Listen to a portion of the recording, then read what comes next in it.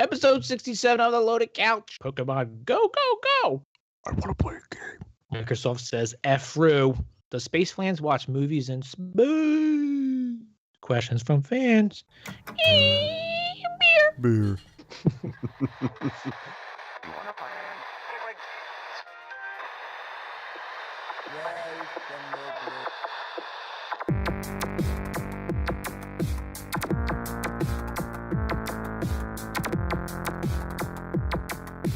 Reach in at your own risk.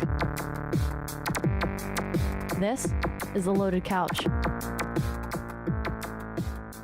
All right, we're back. Episode 67 of the Loaded Couch. I'm Scotch Hound. Pigeon Peg Leg. And Celtic Fox is back. Yeah. Unfortunately. And let's get started with what Celtic Fox is drinking tonight. Drinking water. Gotta heal the bones, man. Gotta heal the bones. Okay. You need some milk. Milk. Yeah, seriously, especially with your osteoporosis issues. You taking your Vivactive? Your Viactive? No. I heard it's good for the bones for women. For women. You should take it. Oh, man. So, Pidge, what are you drinking then? I am drinking... I found this new beer. It's from Slyfox Brewing in Phoenixville, PA. Mm-hmm. Near my hometown of Philly and Camden. It's a black raspberry reserve. It's a wheat ale with, you guessed it, raspberries. It's a deep bread and 8% alcohol. So far, so good. Awesome. Myself, I'm drinking a Double Dog, Flying Dogs Double IPA. It's 11.5% alcohol, and right now it's... What's that? Has a lot of alcohol for... I thought... IPAs do have a lot of alcohol, don't they? Yeah, usually I think. And it's a little bitey to start, but we'll see how it goes as the beer continues. In beer news, people who drink craft beers drink less than the average American, pay more attention to what they eat, and exercise more regularly than those who prefer cheaper beer and liquor brands. That's pretty interesting. 73% of craft beer drinkers, 21 and over, view drinking alcohol as an indulgence reserved for special occasions, compared to the slightly lower 67% of non-craft beer drinkers. Kelk, are you over 21? Yeah, I just turned 21 a couple months ago. I was going to say he's almost twice over. He has osteoporosis, so at 21. 80% of 21 to 34-year-old craft beer drinkers said they consider drinking alcohol to be a treat. Okay. More than half of craft beer drinking respondents say they exercise several times a week versus 52% of the average drinkers. It's a lot of numbers. I'm getting confused. It really is, yeah. It's too much for the beer drinker in me. So basically what we're saying is the craft drinkers try to live a healthier lifestyle. Are cooler. I think period. it has something to do with the, I don't know, if like the craft beer is kind of like that, the in thing. It's Pinkies up. it's more expensive, so they don't drink as much. That's true too. Well, yeah, they're not the natty ice crowd where they're just looking to get ripped and hammered. Right. Although Pigeon does try to get hammered every couple nights. Yeah. No, well, that's not the thing. anymore. It's Every podcast easy now. too with the with the higher alcohol content of most craft beers. So, It's just a overall higher quality experience. I mean, if you go and pound like tonight, if you go and try and pound 6 of those IPAs you're drinking, you'd be comatose. You won't get up to 6. Exactly. So yeah, it's kind of like it's just a higher quality experience. I think. But there's really also what the it comes situation of them saying that a higher percentage of them exercise and eat better too. I think it's hilarious. Kelk keeps on saying experience like it's an amusement park. It's a great experience. Virtual reality beer drinking. Coming soon. No, but I think, I don't know. I think it's more of I think it's just the cost. I mean, if you're like Budweiser's, what, like 70 cents a can? If you buy like the 95 pack that they come in now, Right. I don't know. But I mean, the exercise is irrelevant because it's what 5% difference. That's not. I don't care. I think it's flavors too. I mean, you're drinking a nice craft beer with all the different flavors is much different than pounding a 12 pack of Coors Light, which is like drinking water. Especially when you have raspberries in your beer. All right. A U.S. District Court judge threw out Evan Parent's amendment to his complaint that Miller Coors wrongly advertised Blue Moon as a craft beer. Now, we talked about this a while ago. Yeah, well, a long time ago. I think back in like November or something like that, right? Yes. Yeah. Oh, wow. I need underwear Kmart. I need underwear Kmart. What? Okay. When it's From produced... Rain Man. Oh, yeah. I don't know how I remember back from November. I didn't even look at the notes, and whatever. When it's produced by a major beer company, that was his concern, that it's not a craft beer. The November amendment cited 3 specific ads that Parent found misleading, but the judge agreed with Miller Coors that a reasonable consumer would not be misled. Duh. What an asshole. I called him an asshole back then. Yeah. He never responded. I guess he doesn't listen to the show, but he's still an asshole now. I think the court and the judges also agree that he's an asshole, obviously. All right, movie talk. Pidge. I finished watching Fantastic Four. First one? Celk, guess when I finished it? I don't know. The night I was drinking beer and I was crunked out when we were playing the Division. Okay. We were done at like 1 a.m. I watched it at like 3:30 in the morning. It was terrible. I The movie was, or you watching it at that hour was? Both. Okay. The movie was Celk. I don't know what you're talking about. The movie is pretty bad. Now, which one did you watch? It's the newer one. Okay, the one where they go to that like other planet by way of. I thought it was good. I thought it was better than the old one. I don't know. Well, both of them sucked. I don't know. They need to reboot the reboot. They needed. It's terrible. The Silver Surfer one, I guess, was okay. Yeah, Silver Surfer is awesome, but well, they had that. Fantastic What was Four that? was stupid. 2? The Fantastic the Four second 2 was Rise of the Silver Surfer.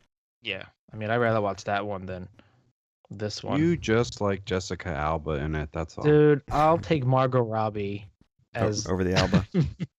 as Elastic Woman or whatever her name is, Invisible Woman. This is fantastic. What other movies you guys watch?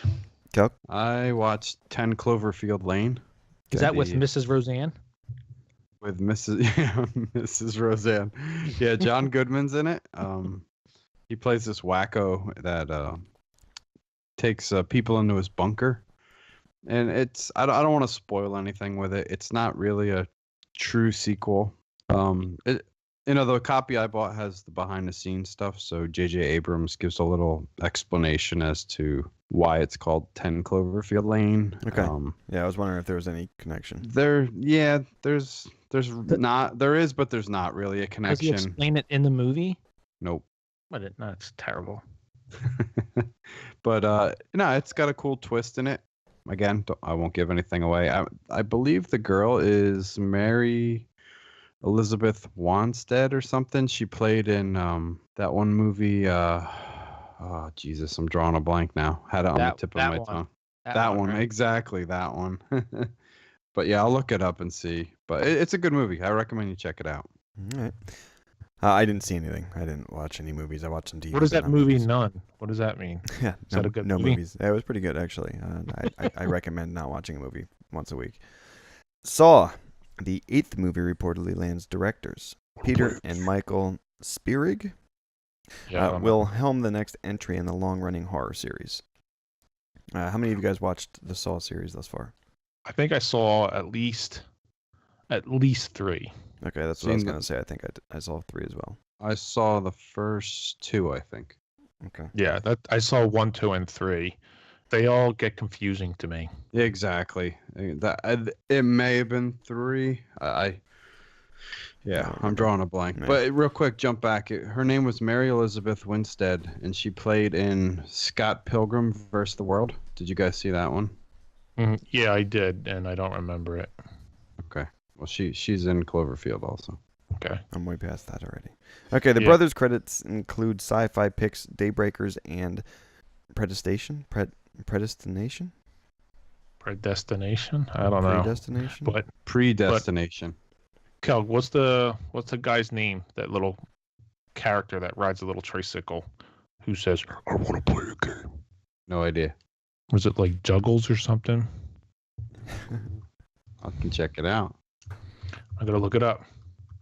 While you're looking that up, Pokemon Go movie already being hunted and pushed. too soon, Junior. Mm-hmm. Yeah, That's I don't know. It's not really a surprise. It's taken off like hotcakes. Yeah, seriously. It's no surprise that Hollywood studios want to jump on the Pokemon bandwagon. Legendary Pictures is the front runner to land movie rights, according to Deadline. The company, known for projects such as Pacific Rim and Warcraft, wants to make a live-action version, though it isn't clear if the iteration of the game will be part of those movie plans. I don't know. I can't see a movie based around this game. Well, there had been talks about doing a Pokemon movie for some time now, and I think they're just trying to get on the bandwagon with this. If you see the cartoon and stuff, I mean, it has potential if it's done the correct way.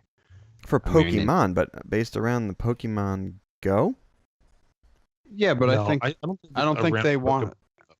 Yeah, I don't think it's around the Go game itself. I think they want to just jump on this Pokemon hype. Pokemon Go movie already being hunted and pushed. Yeah, I don't know who did the notes there. No, it's based on Pokemon. I think what they're just trying to do is attach Pokemon Go as a to this searchable, movie. Right? Yeah. So, but I don't know about you guys, but down the shore, every single person is on their phone looking for Pokemon. I got a question. Talking, not kids. I'm talking like mid-20s and everything. Right. I got a quick question. Pitch, did you swallow some testicles and finally grow some? Because your voice got like 2 octaves lower. What is it? I think I have like phlegm caught in my throat. You sound like Lurch from the fucking Addams Family. You Brian, I'm gonna drink my beer over here. Hey guys, have you seen the gym? Dude, I don't. Over this way. I don't know, dude. I'm just talking normal. You sound like a truck driver now. You know, like that. It's what is that? Like boron or something like that? You can breathe like helium. It makes your voice go lower. I thought you got like a bottle full of that or something that you're drinking out of. Does it still sound like it? Yeah, it's so funny. Anyway. 17 animated movies based on Pokemon have been produced so far. Pokemon, the first movie, was released in the U.S. in 1999. Live-action CGI hybrid animated. Thoughts on what would be the best option? Live-action CGI or hybrid animated? I think hybrid. Yeah, I think if it was live action to the scale of something like the new Goosebumps movie or like high quality creatures like something in like Avatar, I think that would be awesome. But otherwise, I wouldn't mind seeing a really high quality CGI like Pixar, like Big Hero 6 done in the Pokemon world. I think animated like that, like CGI would probably be the best option. I probably prefer straight to DVD. Straight out of DVD. Okay. I don't know, dude. I'm sorry. I don't know what's going on. Sorry, man. No complaints. Ubisoft doesn't expect to make a lot of money from its upcoming Assassin's Creed film, but instead sees it as a way to increase awareness of the brand. This smells like everyone knows this movie's going to bomb. So it's just a big advert? Yeah, let's just put it out there saying, we know it's not going to do good. It's just to increase the Assassin's Creed brand. If anything, it would hurt it. That's what my thought would be, but I'm curious to get Kelk's opinion. Kelk? Assassin's Creed film? Sorry. I'm just curious to get Kelk's opinion. Okay, instead of seeing the film as a profit generator, Ubisoft is looking... Don't put yourself on mute, you piece of shit. Ubisoft is looking at Assassin's Creed, the movie, as an opportunity to promote its popular video game franchise. Boo. So seriously, just... I don't know, put it out there for the next... Well, when's this movie supposed to be released? November, December, or something like that? I was going to say like a pre-Super Bowl commercial, like long commercial. Pre-Super Bowl? It'll be out before the Super Bowl. That's what I'm saying. Like, like way early. I don't know. Like one of the big games, football. World Series? Yeah, something like that. Like right before fall. Like a big advertisement, like long commercial, just would be this movie. Yeah, it's gonna be bad. So they're doing all this, and they're banking on the fact that all this is really going to do is push their brand in the game, rather than make profit as a movie. I guess so. Why even get Michael Fassbender in it then? Well, exactly. I don't spend a know. lot of I think it's gonna do pretty decent. I don't think it'll be anything spectacular, but it'll probably be one of the better video game movies that come out. No, nothing beats Pixels. All right, TV. Calc, what'd you watch? I took your advice. I watched some Archer. And? Got one episode. It's hysterical. It is, I love right? it. It's so good. I don't have it on here, but my wife and I did watch the first episode of Bob's Burgers. Oh, Bobby. That is really good. Watched Outcast, the Cinemax series, and I watched the new season of Naked and Afraid XL. Did you get excited about the lions, tigers, and bears? Am I? Yeah, right. That was it. That was it, pretty much. Okay. What would you prefer if you had to pick one, Archer or Bob's Burgers? I would have to say Archer. Archer was better adult humor. I mean, Bob's Burger was just funny all around, but I kind of like that real raunchy humor, and I thought Archer definitely did that. Yeah. I watched I think it was like the 5th episode of season 1 where his mom wants him to pretend to be gay to take out the Cuban guy. Right. It was hysterical. When he shows up in the roller skates and the nut huggers. It was funny.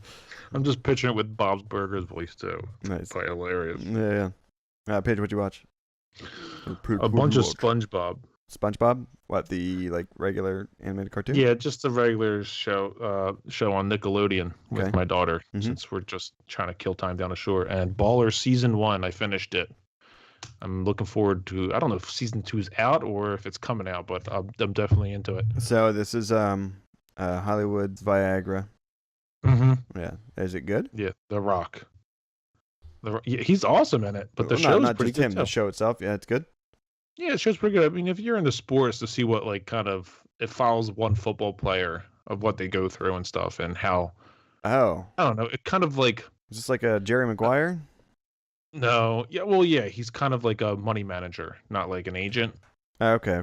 But it does deal with the agent. It kind of shows like the life of a bachelor football player. Right. I don't know. It makes them look bad. Like they always cheat. They always just spend their money on whatever they want. And I don't know. It's a good show. Either puberty showed up really late for you. I don't notice any difference. I still hear myself as a high-pitched voice. Oh, man. Maybe your mic went. His wife will be super excited if not. Myself, I watched some Dual Survival. I have to say, I like these new guys. Did you hear the story about? Did you watch any of the older ones? I watched the original one with the Cody, whatever, that wouldn't wear shoes. Yep. Well, and then I knew that there was issues with those two getting along with decision making.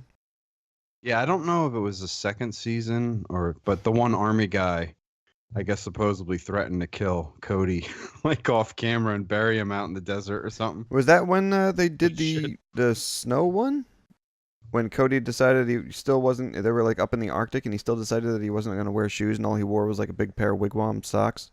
All I know is that they did not get along. That was the rumor, and that there was like death threats made. But no, I did see the newer one that you're talking about. It's a ex Green Beret and the New Zealand Kiwi Bushman. Yeah, it's really good. These two guys, you can tell there's a little resistance there, but they still kind of get along way better than the other guys. Oh, yeah. And I think it helps that, like I said, the Kiwi guy, he just seems like he's super laid back with, that sounds like a good idea. We'll give it a try. But, I've kind of made up my mind on this situation, and I think it's going to be a better bet because of this. And he kind of gives his opinions. And they both seem to give and take a little bit. So, yeah, I think it's going to work out better. Anyway, I watched that, and I watched some more Penny Dreadful and a little bit more Shameless. Sorry, Shameless. Shameless. Yeah. Hey, Penny Dreadful, I watched almost the whole first season off and on. Mm-hmm. What part are you up to? No spoilers, but we there was just the exorcism. Okay. Yeah, with Victoria, right? Is that her name? Yeah. Okay. So we're kind of there. Okay. Yeah. All right. Electronic Arts and Dice's popular first-person shooter franchise Battlefield is making its way to TV by way of Paramount Television. You excited for it?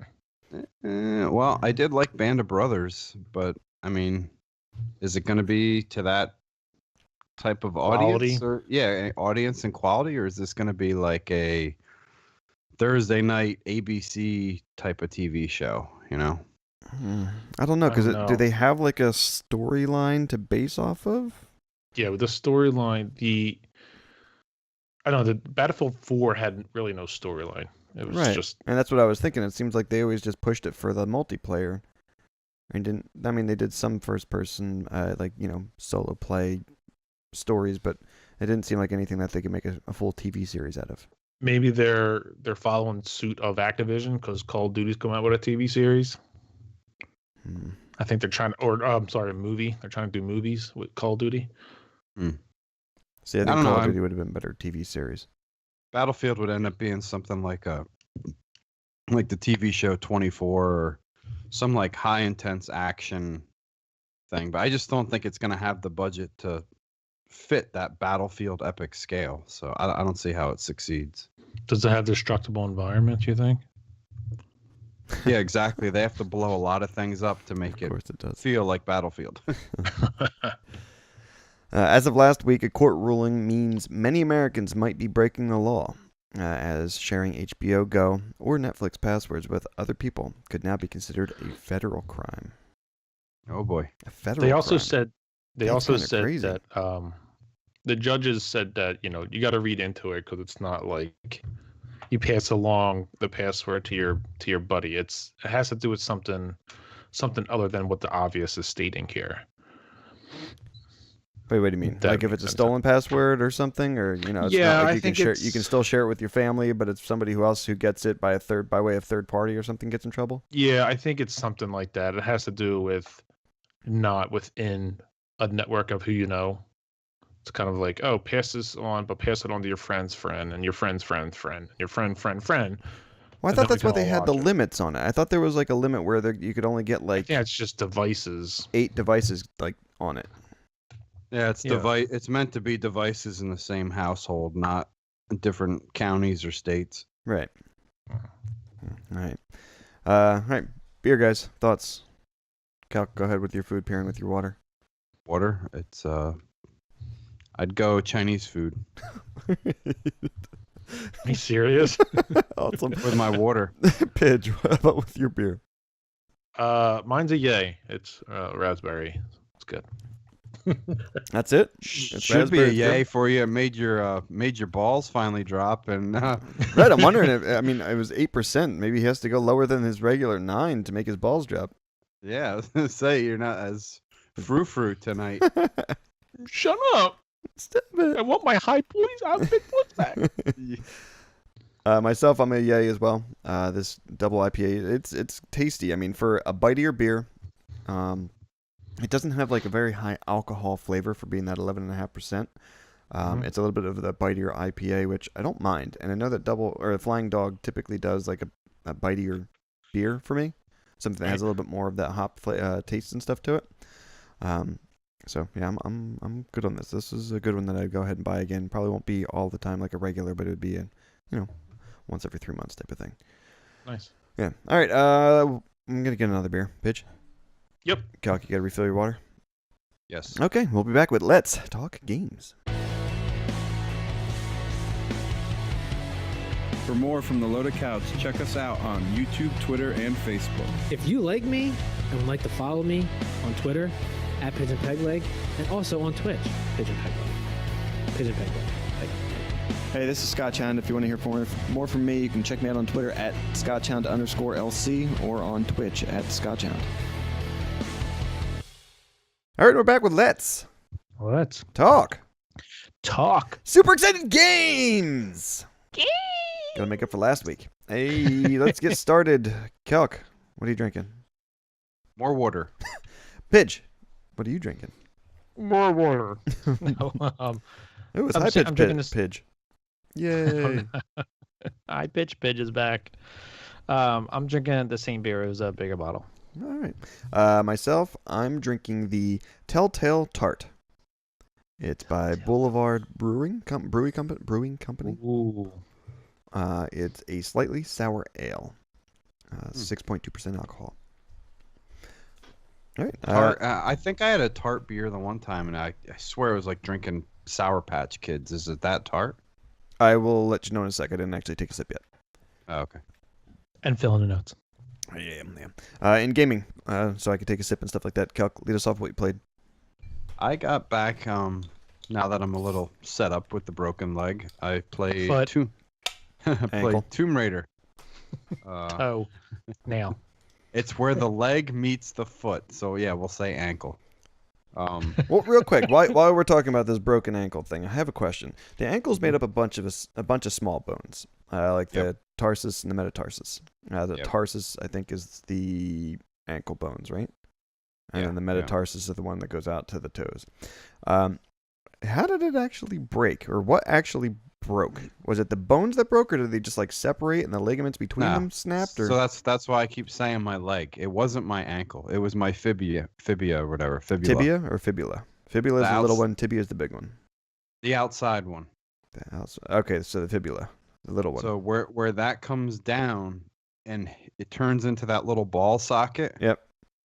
I split the ball socket in half. Okay. So it cracked completely in half and then fractured up the leg. Now, did you get it twisted, or did you step into a rock and you know? It was parkouring, dude.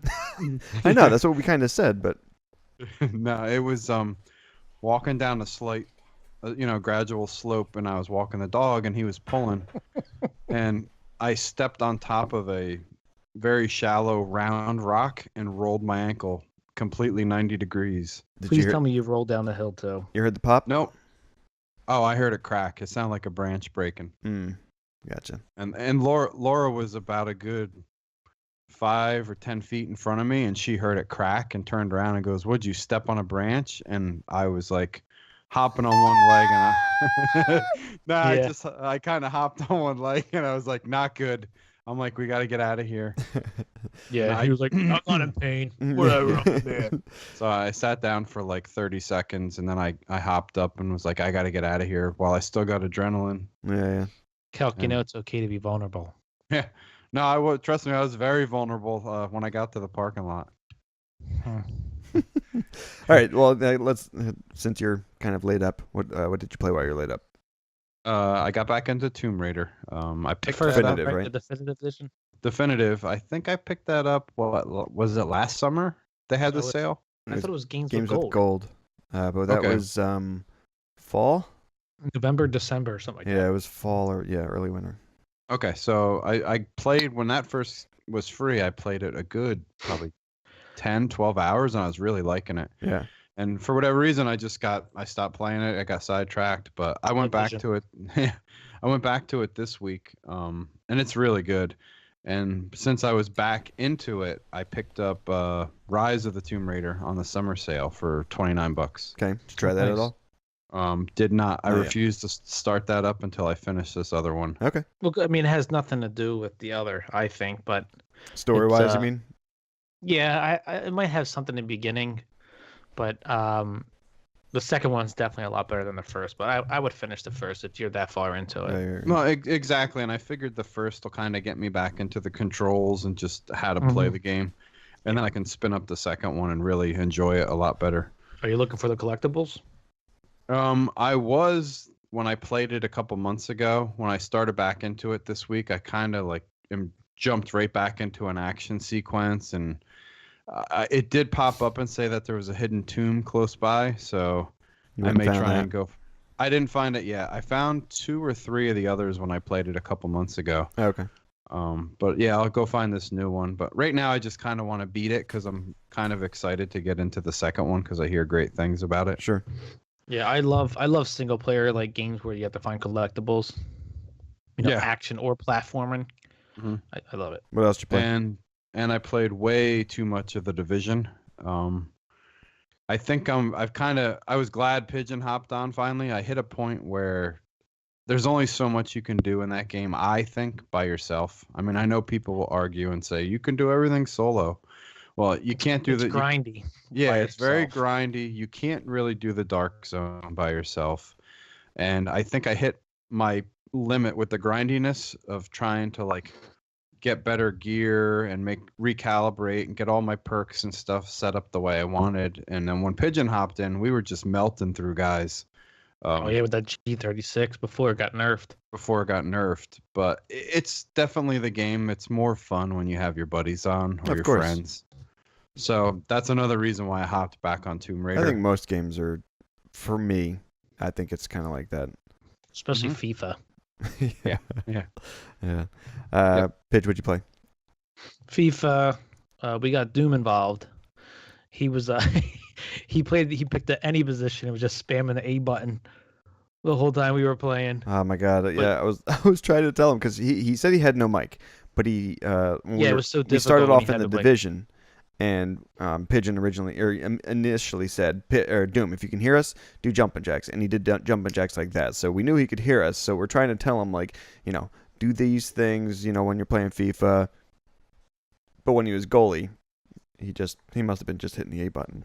No, he was doing something, and then we finally got through to him where he was picking in any position, and any position is so if I'm a striker and you're a defenseman, Celk, and Scotch is the midfielder, Doom will be every other person. Yeah, as soon as the ball touches the foot, Doom takes over. Yeah, so after a game or two of losing from like 7-0, we finally got him to pick a position, and then we played a lot better. Yeah, he reached out. He's like, "How do I just choose one person, or how do I stay as one person?" No knock against Doom, but I think when you select the any position based on what you said, you would want the most experienced, best FIFA player of your friends to be that person, because that person's pretty much going to control the entire game. Yeah, but I mean, it was good. Once he picked a position, it got a lot better, and we had some pretty close games. But we lost like 4 or 5 of them. Yeah, we got knocked down a rank or a level. Yeah, we were up in the 9 tier. We got knocked down to 10 tier. We're like 6 and like 15 now. Yeah, it's terrible. I played some Division with Celk, like you said, and I also played some Race to Sun with my daughter. We were just. That's right. You brought the PS down, right? Yeah, I brought the PS4 down. Because I wanted to play The Last of Us and finish it, but obviously I haven't touched it that much. Yeah. Because I've been. It's too bad that that's not a multiplayer, co-op multiplayer. Because I would have liked to have played that with somebody. Because I have it started and I'm part of the way into it, but I still have a lot more to go. Yeah, I think at this point I'm just gonna restart it. Right. I mean, Scott, I think you said you didn't. Scott, you said you haven't started it at all. What? Last of Us. No. I'm like a good. I'd say I'm probably about a good 5 hours in. Oh, okay. I really want to play that game. I want to see what it's all about. Stop hating on Sony. Yeah, seriously. I'm not. Sony, if you're listening, let me play your games. Help me out here. Oh, and also I played Pokemon Go. My daughter, she does not like Pokemon. She's like, I don't want to play a card game. I'm like, no, you just go around and waste data, and you look for Pokemon. Waste data. Yeah. Thank God I got unlimited data. Yeah, I'm pretty sure my wife's gonna be pissed off of the overages, probably. Nice. Myself, I played Need for Speed. I also the new free games with gold and games with EA Access. Oh yeah, true. That's right. Sorry, it was EA Access's new additions to the vault. Yeah. So Need for Speed, I played a bunch of that, and I played Unraveled. And you got your wife involved, right? Yeah, I even let Tricky Teacher play some Unraveled, or Whiskers as I like to call her. She loves it, and I think Unraveled is beautiful. I think the game itself, the background graphics, the storyline, just the character and everything, I think it's incredible. And I'm actually kind of mad myself. Huh? Waiting for it from Celk. I'm waiting for it. I didn't buy it. My son No, I'm waiting for it. Well, I'm actually kind of sad now that I didn't buy it. I'm actually sad that you're sad that you didn't buy it. Yeah, no, because I mean, yes, it's free and stuff, but as beautiful as it is and as nice as it plays, I'm kind of sad that I didn't help out the developer at all. It still goes to the developer. You should feel horrible because it was like a 4-person team from Sweden or something that made that game. Yeah, never mind. It is such a good game. You guys really have to try it. Yeah, I gotta try it. Yeah, no, it's cool. I did the first couple acts or whatever it is. I'll try it after I finish Yoshi's Woolly World. Right. Okay. Yeah, I'm actually pretty close on Yoshi's Woolly World now. I think I'm to the 5th World of Yoshi's Woolly World or whatever it is, the 5th level. And I also got to finish Splatoon. Oh yeah, what? Single player. Oh right, okay, yeah, I'm pretty far on that too. But yeah, so I played those two, and I did. I know you're gonna ask later, but I did actually get a chance to play some Pokemon Go off of Whisker's phone. I've been carrying that around and trying it out on that. It's really addicting. I mean, being able to just walk around and like even when we're in the car, I'm like, babe, turn it on, see if you can catch something as we're driving. Dude, when we walked the boardwalk in Ocean City, and there's like at least like 15 landmarks in like within a half mile. So we have like 1 million Pokeballs. I was gonna say you got to restock. Nice, perfect. Yeah. In Sony news, No Man's Sky has gone gold, set for early August release. I'm kind of excited for this. All the planets and stars fit on about 6 gigs of Blu-ray space. No pun intended. That's amazing. The coding involved with this has got to be incredible if it's that much space on a who knows how much a Blu-ray can hold. Yeah, I think they said it's something like 400 trillion stars and galaxies. But it's trillion and one, I think. Is that what it is? Yeah. But it's all procedurally generated too, so I'm sure that helps in some manner, but it's still quite an accomplishment. Yeah. What's the over/under on the review scores of 7? 7 or I say above. I'll go above.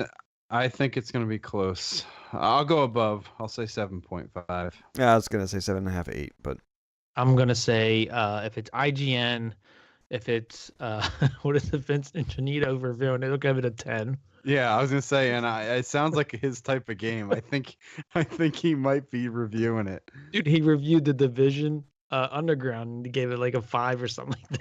Yeah, he's a tool. I hate that guy. I say it's like 8.5, 9. We'll be get bored sooner than you think with all the destinations in the universe. What do you think? See, I put this note in here because I think this is going to fall along the lines of Elite Dangerous. It's a gorgeous game, and it's fun to go out there and explore and see all that stuff. But at what point does it get grindy? And I know there's always going to be a certain niche crowd out there that's going to love that type of stuff. That's why I'm a little concerned with all the hype of it being Sony exclusive. I think out of the gate, I think it's coming to PC also, but I don't think it's going to sell that well. It might sell 1 or 2 million copies, but I think you're going to get people that are going to buy it and they're going to play it for maybe about 20 hours or so, and they're going to hang it up. I think it's going to be popular for about a month or two. Then it'll be put down, and then someone will discover something incredible, and everyone will jump back into it. So I think it's going to be like a kind of like a cyclical thing. And I think you just hit it right there at the tail end. I think this is that type of game where they better release some updates to it. They should add things and find ways to keep people excited and interested. I mean, like who knows? Well, who knows? Maybe they're going to hit it out of the park. Maybe going to each of the planets and all the different things you can do, mine and explore and conquer planets and get into some sorts of fights. I mean, maybe they're going to do all that right out of the gate, but this is the type of game I think it's going to be a little too big for them in the beginning, and they're going to have to add things to it. See, Pigeon, I like that you brought up the like Destiny comment in there, because Destiny, they released additional content, but what they did is they did like some big releases. Yeah. So do you think it's going to be like that, or do you think it's just going to be a whole bunch of small releases? I think it's a whole bunch of smaller things. Okay. Like cosmetics, or just like Destiny, like a shader or an emblem and stuff. I think or it's something just else to mine things. On different planets and stuff. You know like what? that. It probably will be like Destiny. They'll give like little smaller stuff to hold you over, and then release something big for free. Or who knows? Maybe since it's procedurally generated, they don't need to do it. Right. Okay. Microsoft news: Kinect game Fru gets released and also summons a 9.5 out of 10 from Destructoid. It's available at $10 instead of the $15, and for gold members. Oh, so just $10 for gold members, but $15 generally. Yeah. Okay. Where did Kinect fail? I don't know, but I did buy the game. You bought Fru already? I bought it. Yeah, I saw this way back before the console was released. I think they showed it off to get the Kinect kind of hyped up. Yeah. Well, this is And it looked cool. you might be thinking of, this was one of the games they pushed when they first launched the ID at Xbox. They showed this. That's what it is. Yeah, it was like 2 or 3 guys like just kind of making it on a whim, and it looked pretty cool. I'm curious to see how difficult. I'm picturing like Volgar the Viking difficult. I hope not. But with like the cool Connect usability of it. I don't know. It looks I just think pretty it'd be cool with playing with my daughter. Making Yeah. shadows and stuff together. Exactly. As far as where did the Connect fail? I don't know. They hyped it up to be something extremely great, and I don't think it's as great, even though I love it. And I think it just didn't catch on with developers. They just don't I got want a to develop question. it. It was great when it was, like you said, developed and initially released. Do you think they just slowed down and stopped on the push for it, or the support for it because- and everything else, because they just got the backlash of the initial, it has to be, combined with the system? Yeah, it's included in the box. Oh, great. Now we have to pay an extra, $120 for this thing, and I don't even want to use it. Yeah, But again, we didn't want to use it, but we do use it. Yeah, I loved it before the Hey Cortana. So It's one of those things. I think it was doomed from day one. But but I see Microsoft's reason behind, hey, if it's part of every box, then the developers and third parties have no reason not to support it because Right. the user base is there. But then you're dealing with that vocal public that's, I don't want this stupid gimmick, without even having used it. Well, that's And- the problem as well, because you have these people that, we have to do this, so I'm not gonna do it just because Yeah, and you're then you telling me get- I have to. Then you get the people that are like, I'm not going to dance in front of my TV. I don't want to pay them more money. I just want a game system. So it really was doomed. And then as far as I think Microsoft pushed it too hard, I think it was one of those, if they would have just released the new generation of Kinect, said, hey, this is available, and then separate from the initial release. separate, and then allow some of these third-party developers to step up and really show why you might want to connect, I think that might have been better for them. But Well, do you All think right. this was a bad go for them after they already had the tough sell with the original Connect 1? Well, the original Connect sold 10 million. Yeah, it sold like gangbusters, the first one. Right, but again, they Yes, didn't. I mean, it sold like gangbusters, but how much was support at the very end of it? At the end of its life? Nothing really was even supported during it. It was just kind of like voice commands. Right. Yeah. It was a gimmick to follow on what the Wii did. So for again, was Nintendo. it something that they just didn't look at the? I mean, they looked at the initial sales, but they didn't say, okay, long-term viability of this, we probably shouldn't keep pursuing. Or do you really think that this was meant to be something great? I think it was really developed around that whole entertainment use functionality more Yeah, than it just was like- games. I think it's more of a voice command than games Yeah. function. So that's why I think they're going to put microphones in the controller soon. I hate that idea. But Kelk, let me ask you this: Mhm. Would you have bought a Kinect if it was separate, not knowing what you know now? If you went, okay, For I'm getting $120? Xbox, let's Well, just say it's $99 now. So let's just say it's $100. No. Your Xbox system is $399, and you can get the Kinect for $100. You're just a brand new baby. You got a little bit of wash on your butt.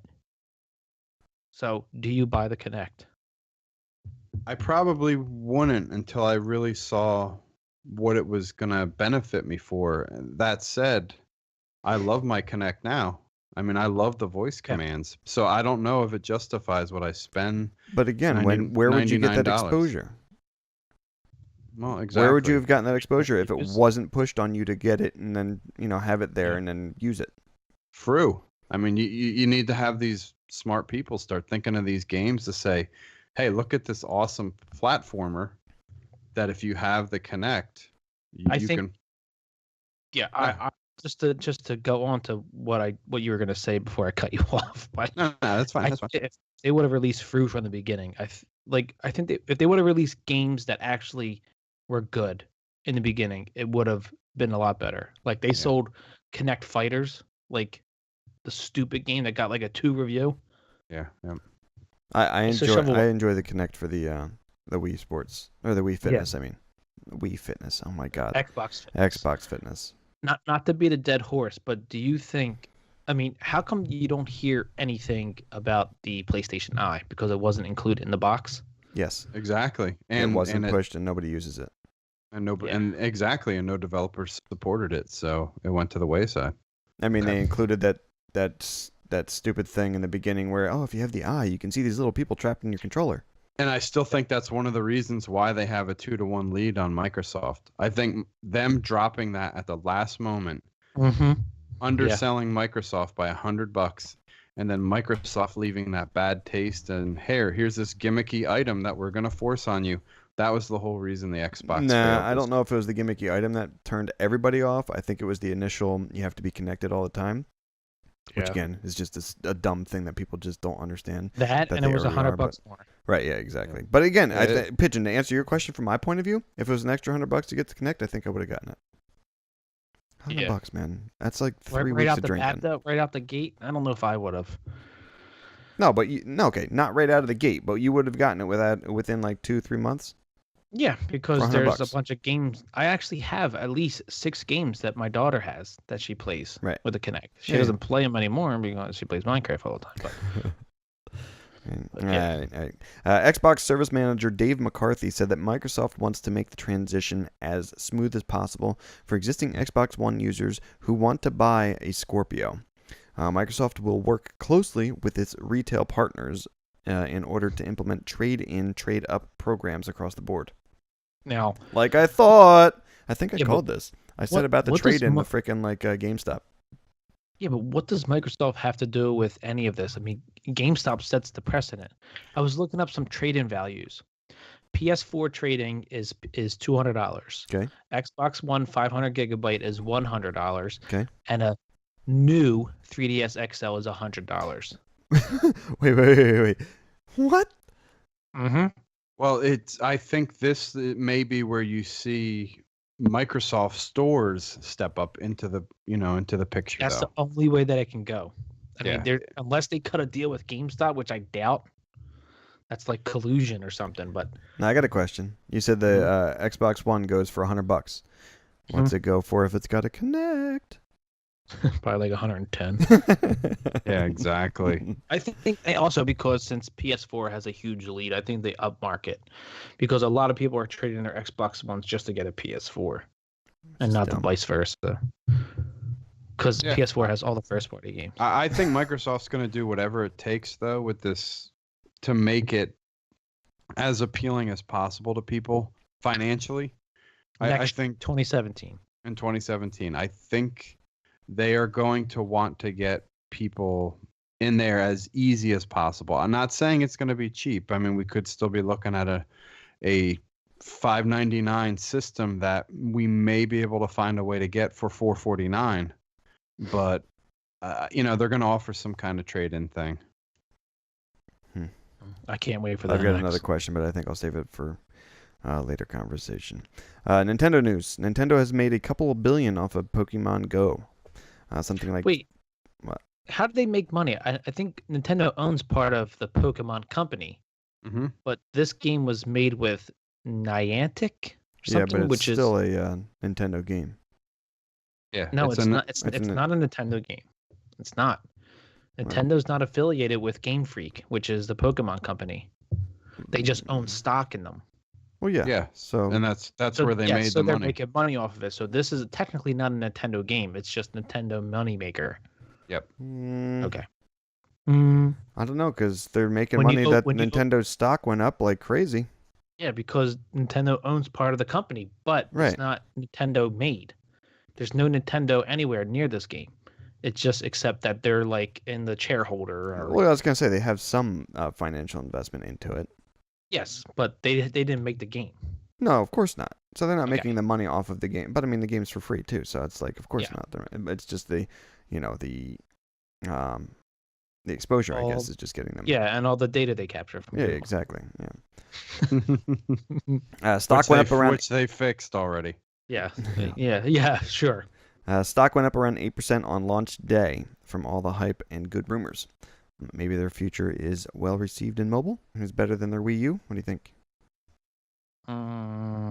And Well, I think we mobile talked. gaming is better than I think we talked about this off and on a couple episodes. I think Nintendo's sitting on an awesome set of IPs to start leaking out into the mobile market.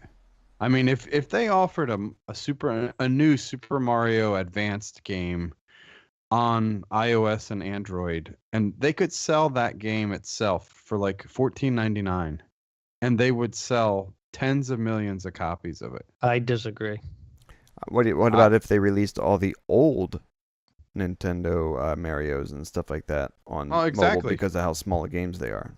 I mean, that could work, but I think the way to make money on mobile is you do microtransactions, because Pokemon Go is microtransactions. Oh yeah. But I mean, still though, look at the people That's why it's free. I mean, if they sold it like Celk's saying, if you sell it for $10 or $15 for the game, I mean, then you don't have to have as many microtransactions. Like when you do the microtransactions, I see microtransactions being a benefit when the game's free. If you could get the old Mario Brothers on your iPhone for $4.99, would you buy it? No, because I have it 2 other places. Well, that's the thing. Did you buy it in 2 other places? Yeah, I did. But I'm not. That's it. I'm done. But again, that's because you have the Wii U and the DS and stuff like that. So you bought it in those. If you're not one of those people who has a Wii U or a DS and you just have your mobile and you're like, I love Nintendo, would you buy it then? Maybe, but please unify buying purchases for Nintendo. You mean like Microsoft's Play Anywhere? Yes. Buy it once, you have it for everything. The 3DS, the Wii U, the NX. Yeah. Kind of like Xbox is doing. Also get the Nintendo app, please. Nintendo President Tatsumi Kimishima revealed during the company's recent stock shareholders meeting that one internal projection for the Wii U was for the console to match the sales of its predecessor, the Wii. That didn't happen. He said in an internal sales representative meeting, someone projected that we would sell close to 100 million Wii U systems worldwide. Kimishima said during the meeting, the thinking was that because the Wii sold so well, Wii U would follow suit. And that didn't happen. You can't assume. What does assuming do, Calc? Makes an ass out of you and me. Makes an ass out of you. Yeah. I mean, the Wii U, it was a flop. It set a precedent for motion controls. It was awesome. The Wii. You. No, I'm talking about the Wii. The Wii set the precedent for Wii controls. I mean, for motion controls. And then, PlayStation got the Motion Plus, the dildo balls. Yeah, those things are so stupid looking. And then the Kinect and everything like that. Right. And then they just came out with a tablet, and at the time, tablets were big, but you can't take the Wii U controller anywhere. You need to be close to the system. Yeah, that's why I think the Loaded Couch prediction of the NX having a portable controller to take on the go is big. Dude, we were calling it from the beginning. It's gonna happen, but it was bad to assume that 100 million for the Wii U. Good gravy. Multi-platform. Sorry, go ahead. I was gonna say not even like 15% of that is what the Wii U sold. They're like 12 million. Right. Great console though. Multi-platform news. Overwatch's newest hero is released. Ana. Gastar? The new Overwatch hero, whose name was suspected to be Sombra, simultaneously, whatever, I can't say that for some reason because I think I'm under the influence, heals her team and hurts her foes. Ana is a support... What's that? You said foes. Foes? That's what you said, and hurts her foes. Foes. That's what you said. Ana is a support character who uses her rifle and other abilities to simultaneously heal her teammates and hurt her foes. And she just so happens to be Farah's mother. I'm so confused. What the hell? All right, Farah is a support character who heals, and she's the one that does like that. Pitch never played. So I'm kind of talking to him. All right, yeah, never mind. That's the guy that I like for the support character, but that's kind of weird that they're adding another support character. Yeah, I think she's like more of a like support from afar. I mean, a lot of people like the Widowmaker because she's kill from afar, but I think this is more of a kill and support from afar because I do like being Lucio and I like trying some of the other support classes, but I did kind of feel like I was too close into the fight and not dealing out enough damage. So this might be something I want to try out. Is this free? Yeah. Oh, yeah, it's Blizzard. No, I think because you sure? Yeah, they're not going to make you pay for the character. Okay, there's a season pass that you could have bought. All right, sleep darts, heal darts, biological grenades. Do we like healing farther from the battlefield? Sounds like Celk does. Myself, I see what you mean. In the action? No. I mean, for a support character, I think you almost have to. I mean, they have the what's the guy's name that kind of hovers in the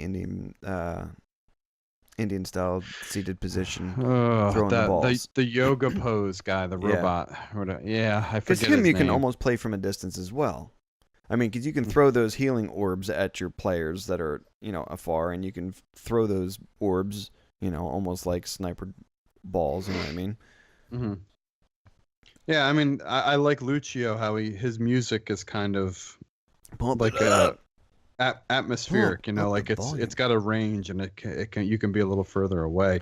I just felt like with some of them though that you had to get in a little close to deal any kind of damage. So I would like something that you can be back a little and do a lot of damage, but also heal your team. Now, you're surprised that the first character is going to be a support character though? No, because I think that's the class that they still are uncertain themselves. I don't know. I mean, that's just my thought. Okay. Pump it up. At least, 36,000 Windows 10 mobile users have signed on an online petition demanding that Pokemon Go be released for their platform as well. Celk, do you have Pokemon Go on your Windows phone? I do not, and I think that 36,000 is all of us Windows Phone owners. Yeah, I'd say you almost had me. You almost had me. You're lucky Verizon didn't have the latest Windows Phone. Yeah, I guess thanks for me. I don't know. I'm really sad. I just paid off my phone too, and it's like starting to act up. Go figure. But I was looking at the what is it? The 950, the new one, but. I don't know. I'm gonna have to Apple. I'm gonna have to figure out. Might go Apple just so I can get Pokemon. You really want the Pokemon? I want to try it out. I wanted my wife to get it just Go? so I could try it out. How much does Pokemon Go? For you, it'll be $639. Yeah, exactly. Yeah. It'll be free for everybody else. Oh yeah, for the new phone price. I gotcha. Yeah. Gotcha. All right, Pidge. Food pair, yeah, yay, nay. It's the same beer. Yay. Something fruity. Grapes. Celk, anything new than Chinese food? Nah, I'm gonna stay with Chinese food all night. All right, this Telltale Tarte. It's definitely tart. It has like almost a fruity flavor to start with. It's not bad.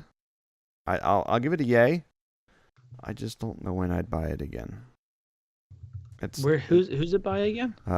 Boulevard Brewing Company. That's right. Out of Kansas City, Missouri.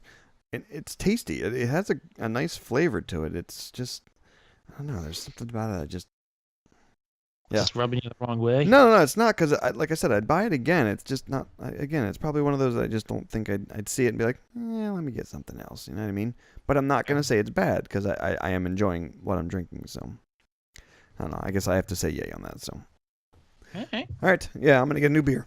Hopefully something to clear out this throat because I keep hacking on something. And we'll be back with the Brown Breeze. Tired of the same old recipes and need to spice up your salad? Salad dressing not only makes your salads taste good, but they also moisten the fruits and veggies too. Whether you use a spritz or a splash, this dressing makes tossing salads socially acceptable and delicious. Tossed salad dressings are great for all occasions. Try it once, taste it twice, and swallow it all with tossed salad dressing. All right, we're back with the Brown Breeze section of the show. Let's get started with our beer. Pidge, what are you drinking? I am drinking an Artic Alchemy. Whoa, is it cold? Hell yeah, it's cold. Nice. Damn, bull. What up, Ock? It's got to be ice cold when it's with a name like that. Yeah. It's like I said, Fegley's Brewworks. It's a British style barley wine and old ale. Ooh, you from like your barley Allentown, wines. PA. I never saw this before. I gotta try it. It's dark brown. It's 12% alcohol, which I'm gonna get. Drunk. That's why I started with the high alcohol. We can make sandwich. Calc, what are you drinking? Finishing up my my water here. Nice. Oh, hot damn, that burns. Oh, actually, it's pretty smooth. Never mind. All right. Sounds like a Calc review with the burns, huh? Yeah, you always like fruit beer. Oh, this burns a little bit. Myself, I'm drinking the Dogfish Head 90-minute Imperial IPA. I want to give me your review at the end of which one was better, the double IPA from Flying Fish. Dude, or this the one? 90-minute is probably the best beer I've had ever. Dude, you got to do the 120. You don't. I've tried the 120, and it's not as good as the 90. Honestly saying, I mean, the 120 it's good. It's really, really good. It's it has that higher alcohol kind of taste to it, and I like the smoothness of the 90-minute. It's freaking delicious. I can agree with that. I mean, You were on record. You were on record, and you said you loved the 90-minute, and then when you had the 120, you said, "Man, this is better. I like this." All right, maybe I did, but I think I can't remember at my high school reunion. I think I had might have been the 60 or the 90. Was it the 60?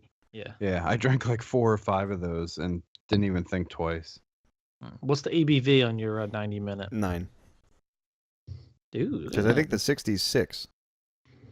So the 120 you would think would be 12, but it's not. It's like 18 or 20. It's 15 to 20. Yeah. Weird. Diarrhea of the mouth section. MS's Nadella?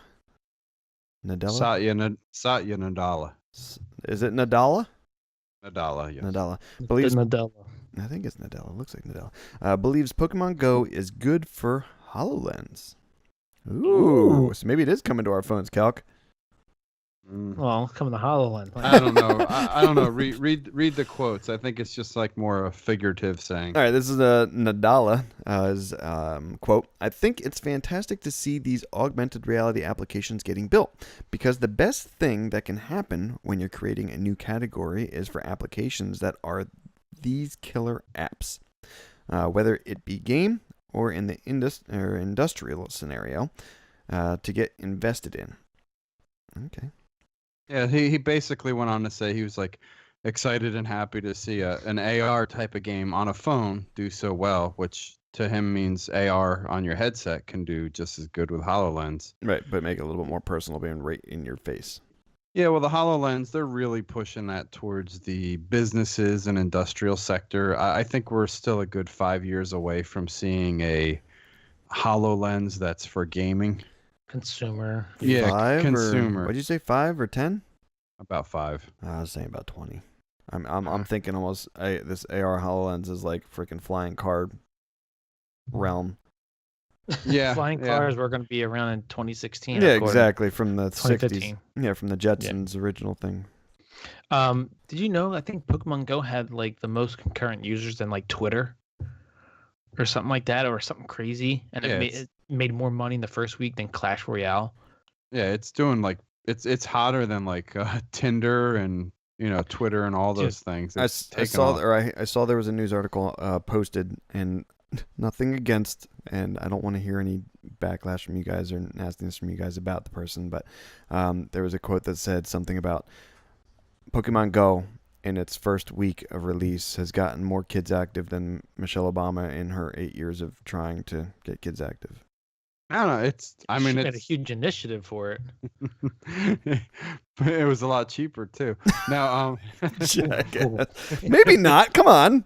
No, I'm just. You have to pay the $600 for your phone. Yeah, you have to pay $600 for your phone. That's the one positive I really can get behind with the whole Pokemon Go. I like seeing all the tweets and the comments on Facebook of, like, people were saying in my little town that they were seeing kids walking around, racing around the sidewalks, and Scotchy, our town. Yep. They said there's been more kids active walking around on the streets than there's more active meth labs than kids.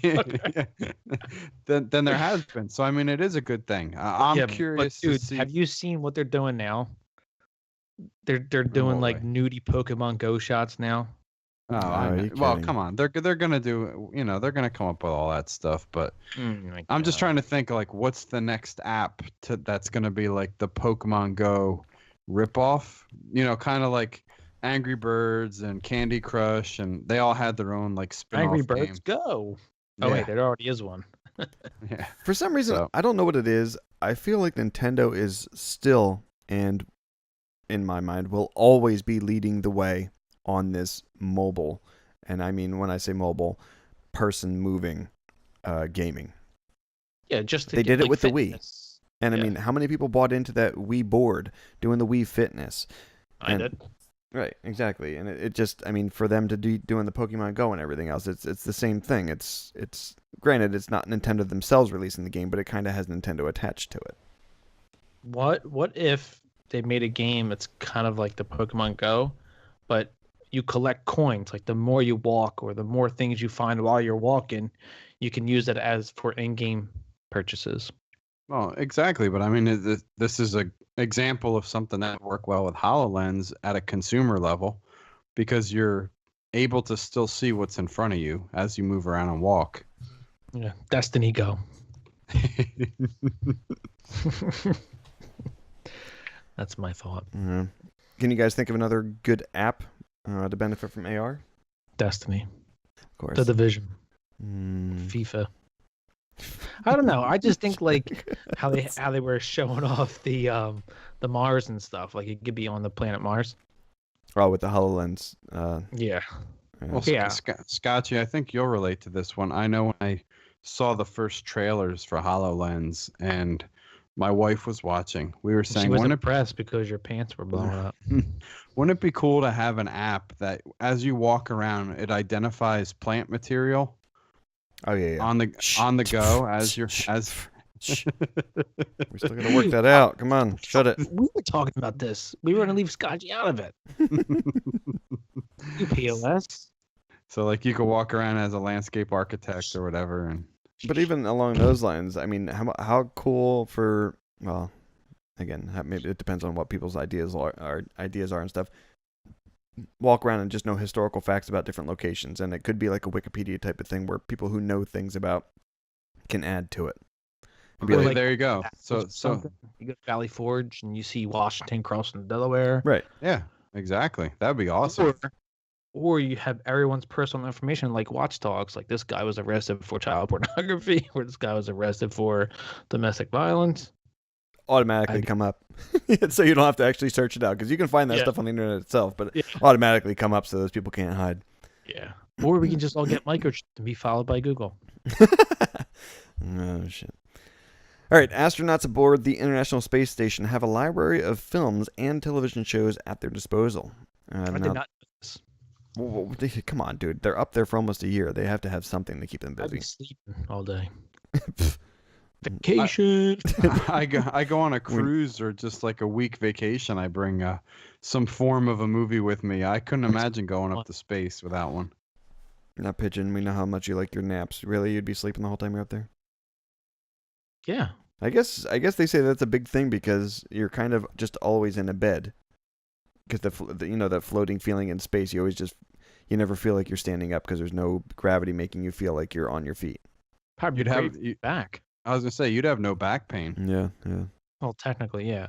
But my nerve is damaged forever, Joe. Do you know what that's like?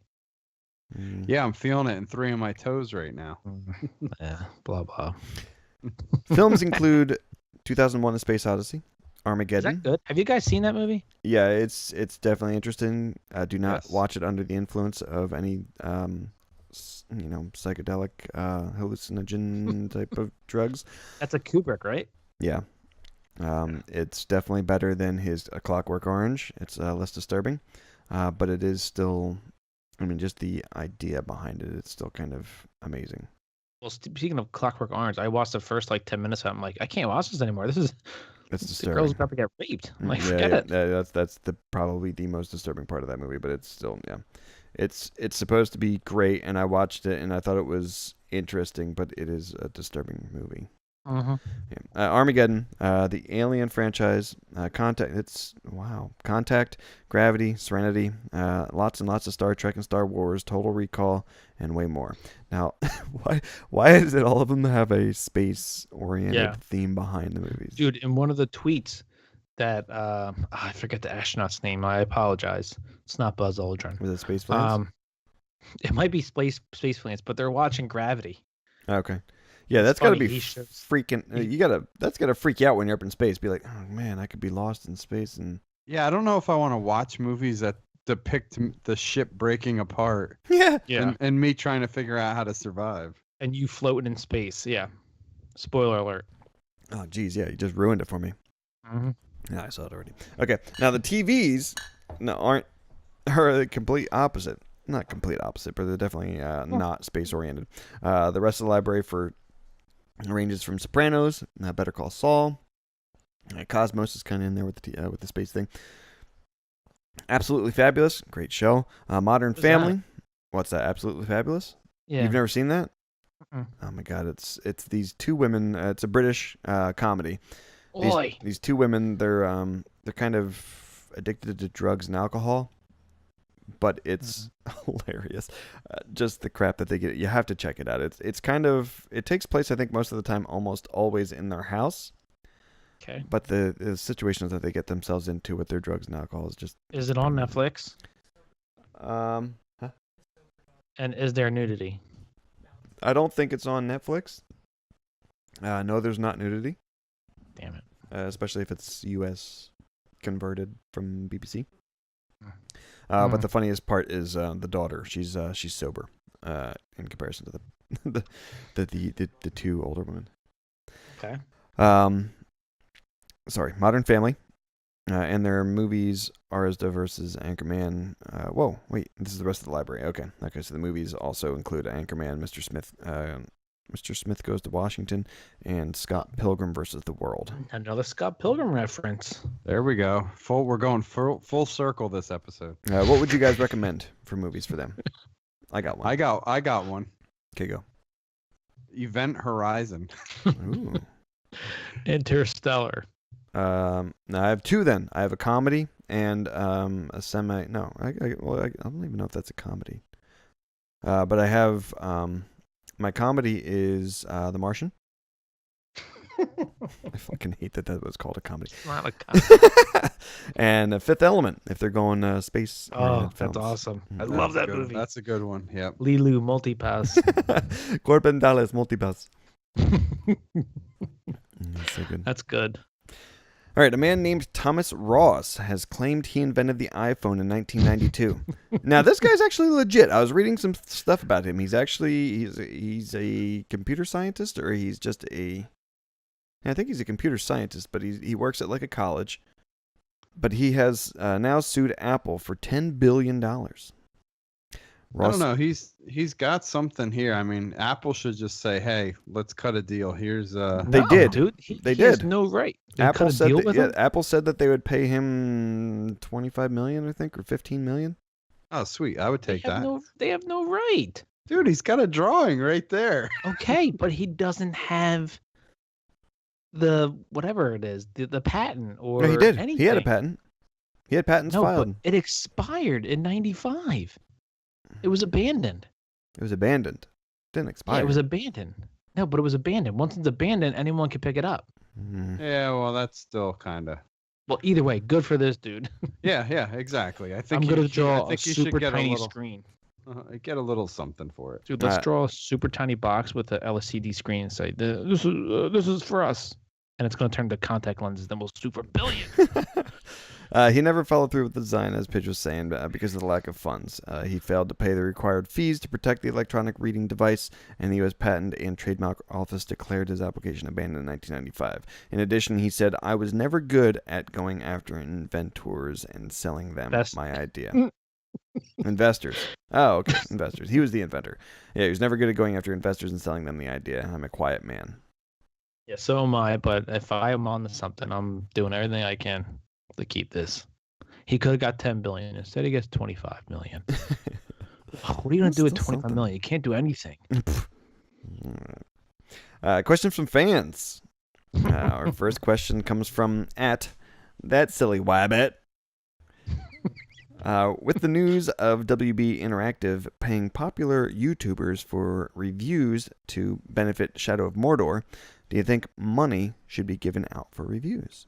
One, Shadow of Mordor was a good game regardless of if they paid YouTubers. Yeah, I agree. I think it was going to get the good reviews regardless. I do, however, think it's really wrong that they should be allowed to give people money to skew people's. Isn't that technically advertising?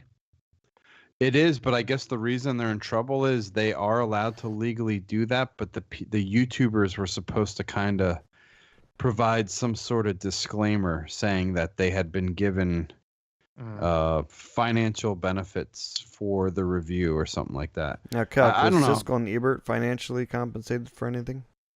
That's a good question. I mean, I don't know, but I would go this far. I mean, if you're gonna pay for a good, that's horrible. If you're gonna pay for a good review, why not let the people, get an advanced copy, make the reviews, and give the feedback to the publisher. And if the publisher likes the review, they can then purchase that and have it pushed.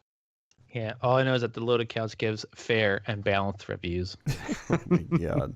We're not getting any compensation from Fox, just so you know.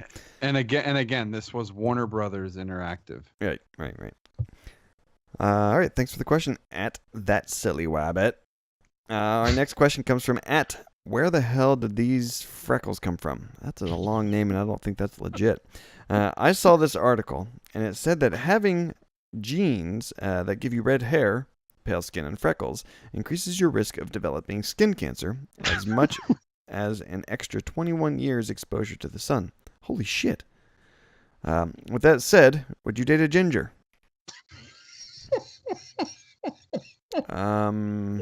Well, I'm screwed. Considering I'm You get locked up a wife. Keeper. Calc, did you have any skin cancer removed yet? Not yet, but I do have 2 spots I gotta get checked out. Okay. 2 spots. Yeah, one is his dick. Better check those nipples. 2 nipples. You gotta get checked out. You gotta stop doing that naked suntanning. Yeah. Naked something and those fucking naked rain dances in there. Oh my gosh. I think that might be a picture of Calc that we're looking at. So No. what did you say? You would date a ginger, much but hair. keep her locked up? No, for you. You keep your wife locked up. You're a ginger and you found somebody. You're lucky. So technically you're already, how old are you now? 53? Yeah, he's the So redheaded 21. stepchild that actually ended up getting somebody. Well, I lost all my hair. I think that helped. What did it? Yeah, I was gonna say, come on, you take the shirt off, you still got that sweater of red underneath there. God bless your wife for taking you on. But yes, I would date a ginger if I was single. Yeah, sure, why not? Again, in that single realm, but yeah. Yeah. All right. Thank you for the question. Where the hell did these freckles come from? Our next question comes from the guy who sued Miller Coors. I would just like to go on record saying I'm an asshole. Thank you. Or I'm an asshole. Is that the Evan Parent? Yes. It looks like it. I guess he Maybe. must have listened. Heard Pigeon's original review back in November. Well, he's an asshole. All right. Thank you for the statement the guy who sued Miller Coors. Our last question comes from Charles C. Booger Juice. I don't know if it's actually from him or from his wife, but you guys have talked about your toilet paper preferences, but do you have any strange usage preferences with toilet paper? Now, I know he and I were in a conversation, or at least his wife and I were in a conversation at a get-together this past weekend. And Charles C. Booger Juice and his wife, they're our neighbors. Okay. There was kind of the question about, I don't even know how it came up. I think we were talking about, I don't know how we got into the conversation about toilet paper, but I had said that myself, I'm kind of down to a science of using 4 sheets, 4 to 5. and I fold my toilet paper, where I know a lot of people just bunch and clump.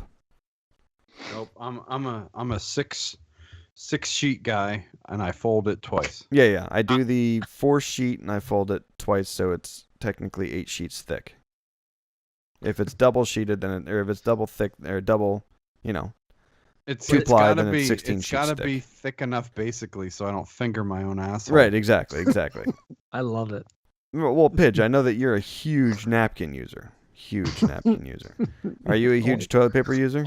I'm a huge napkin user when it's not my napkin. Now, are you a huge toilet paper user as well? No, I take whatever comes off. 2 sheets, 1 square, whatever. I'll use it. Okay, but again, you had the preference of not using 2-ply. You were a 1-ply I'm a guy. single-ply Scotch tissue. Scotch tissue. Okay, scratch your asshole until it bleeds type of guy. Always. Okay. Now, do you have any preferences that it has to be a certain amount? You said no, it's 1-ply or 1 sheet, 2 sheets, whatever. Yeah, whatever comes out in those perforated edges, it doesn't matter to me. Okay. And are you a baller or are you a folder? I'm a folder, and I could go balling. Okay. All right. Well, thank you for the question at Charles C. Booger Juice. That's it for the questions, and let's wrap up with the beers. Pidge, how's your Arctic? Arctic Alchemy, it's a yay. I'm enjoying it, and I'm feeling it good right now. Yeah, the 12%'s getting to you. 12.5. Yeah, I still have another beer to go for it too.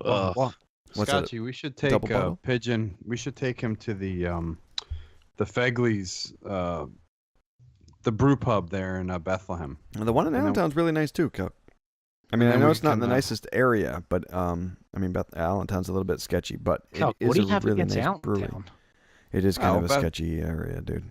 Bethlehem's a little closer, and we can go crash at Scotchy's. Oh, okay. Right. Sounds good. We just got to make sure we don't stop at the TikTok diner.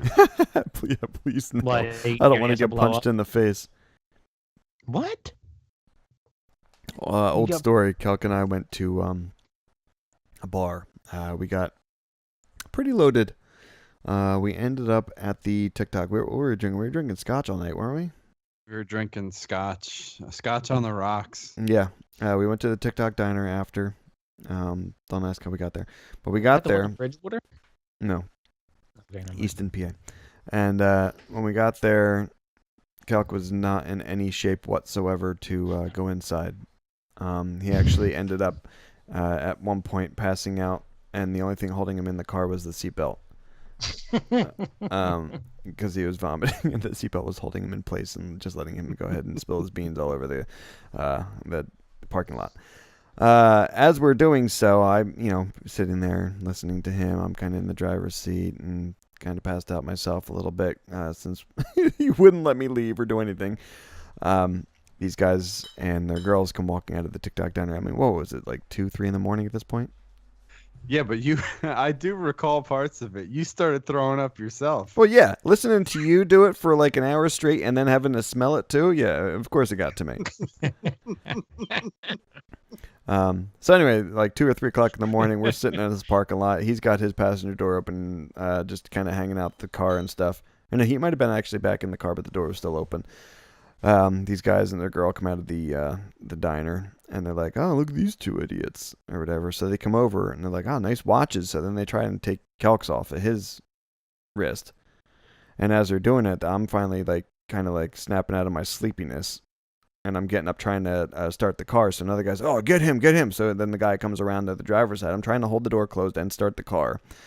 So the guy that's in the passenger seat trying to get Kelk's off of his leans over and starts punching me in the face. Kelk finally snaps out of it and bench presses the guy up against this the windshield. Yeah. I get the car started. The guy is starting to pull the door open, the driver's side door open. And the other guy, Kelk, kind of lets go, and I start backing out. And I don't know if he got knocked down by the passenger door. I was not paying attention to that whatsoever because adrenaline kicked in. we probably ran him over at that point. But yeah. But we just backed out of the driveway. You could hear the girls in the background. "Just leave the guys alone. Just don't mess with him. Leave him alone." But these guys were assholes. So I got punched in the face. Celk got punched in the face. We finally made it home. I passed And then they out. got ran over. Yeah, passed out or whatever. I woke up with a, blood all over my face because my nose bleeds easily anyway. Like I could have just it be dry in the winter. I get into the shower and my nose just starts bleeding. So I got blood on my face from a bloody nose. Celk's got a black eye and a fat lip or something like that. Or I might have the fat lip. But, yeah. Sounds like Celk got punched several times. Oh yeah, I got roughed up over in the passenger side. Yeah, the guy reached over and punched me twice in the face when Celk finally snapped out of it and bench pressed him against the freaking windshield. Well, the thing was, from what I remember, the guy I put into the windshield after he hit Scotchy, he didn't really get to do much more damage. It was his buddy that was on the side door too, started wailing me in the face. Oh, yeah, there was two of them on your side? There was two in my door. Okay. One was in the windshield, and the other one was punching me Oh, in so the there was face. three total because I know one came over and was trying to yank on the driver's side door, and I'm trying to hold it closed and start the car. The problem was I was driving Celk's car, so it was a new. Was it a Jetta or a GTI? It was my GTI. Yeah, and you had to have the clutch and the brake on to be able to start the car. And I had an old '87 Volkswagen, which you could start in gear if you wanted to. And, so I'm like, what the fuck? It's not starting. I'm trying to hold the door closed and everything else. And yeah, so we finally got it going and got out of there. But, Yeah. That's the classic story. Don't go to the TikTok diner at 2 in the morning. Yeah, or drunk and While passing you're out. bombed. Yeah. Yeah. So. All right. We got our food pairing. No, we didn't get a food pairing. Still Chinese food, Celk? You know what? Maybe some TikTok diner food. Cheese TikTok. fries, and maybe some disco fries. All right, that's the show. Thanks for listening, guys. We have any shout-outs? Pidge, Celk, want to give us a breakdown? I haven't been Twitch streaming. I apologize, but I'm Pigeon Peg Leg all across the board. Yeah, same here. No streaming of anything, but you can follow me on Twitter at CelticFox_LC. All right, and you can always hit us up at The Loaded Couch on Twitter, and you can hit us with some email at theloadedcouch@gmail.com. And yeah, that's the show. Thanks for listening, guys. We'll catch you next week. Later.